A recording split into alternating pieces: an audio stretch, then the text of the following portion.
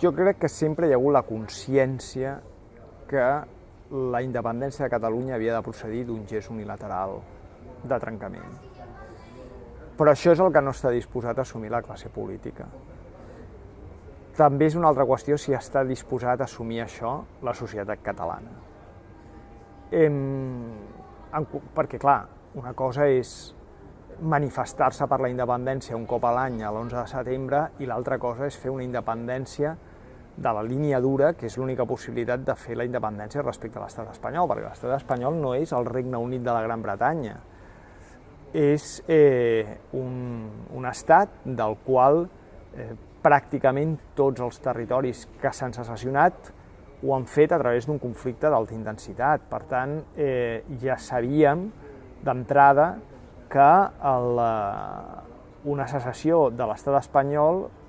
no seria fàcil i no seria... i l'estat espanyol no deixaria anar així com així doncs gairebé el 20% del seu producte interior brut i una amenaça a la seva identitat nacional. Per tant, que el gest havia de ser unilateral, que el gest només pot procedir de la declaració unilateral d'independència, jo crec que la classe política ho sabia d'entrada i que, per tant, des del 2012 han estat guanyant temps per tal de no agafar el brau per les banyes i procedir a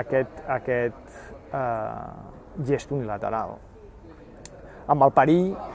que això ara comporti un desinflament per part de la societat, que sí que estava disposada a arribar fins al final, i per tant que hi hagi ja una dilació definitiva del procés quan es constati el fracàs de l'estratègia de l'actual estament polític. Perquè segurament, si això succeeix, i podria succeir, doncs, tenint present que no hi hagi eleccions el 27 de setembre, o que els partits no es presentin amb la declaració unilateral d'independència en el programa, com ja diuen que no s'hi presentaran, o que ni tan sols hi hagi un plantejament independentista explícit, o que no obtinguin majoria.